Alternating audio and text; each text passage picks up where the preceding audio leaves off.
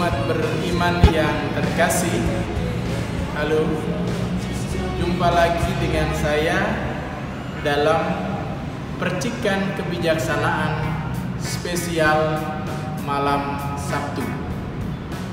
Dalam hidup kita selalu ada pertentangan antara semangat do ut des, saya memberi, saya melakukan kebaikan supaya mendapatkan sesuatu dari orang lain, dan semangat mencintai dengan tulus tanpa pamrih.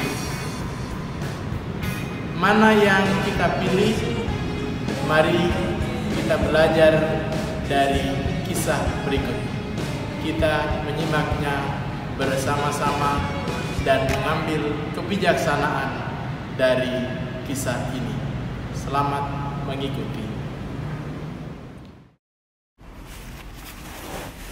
Saudara-saudariku yang terkasih, ada seorang pemuda bersama dengan temannya sedang berjalan-jalan di pinggir sungai, dan dia melihat ada seekor binatang sedang berjuang menyelamatkan hidupnya di tengah sungai itu.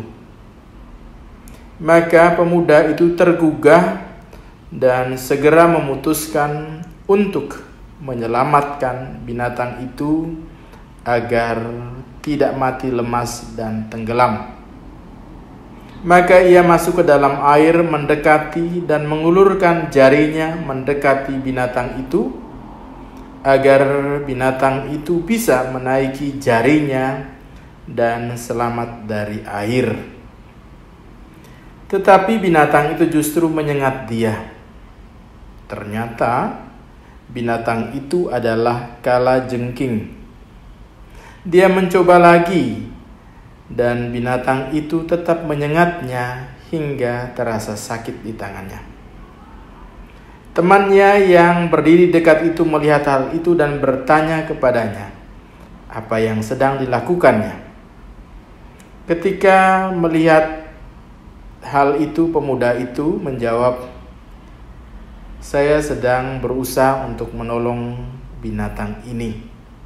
Dan ketika temannya melihat bahwa binatang itu kalajengking, dia mengatakan, Anda memboroskan waktu saja. Percuma.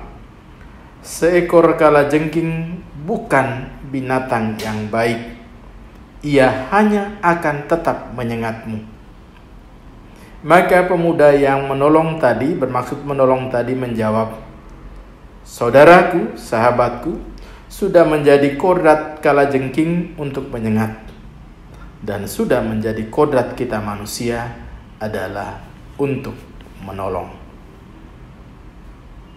Para saudara dan saudariku yang terkasih, kisah ini mau menyadarkan kita sekaligus mengingatkan kembali kodrat kita sebagai manusia untuk terus berbuat baik serta menolong sesama, tidak hanya terbatas manusia, tetapi alam dan ciptaan lainnya.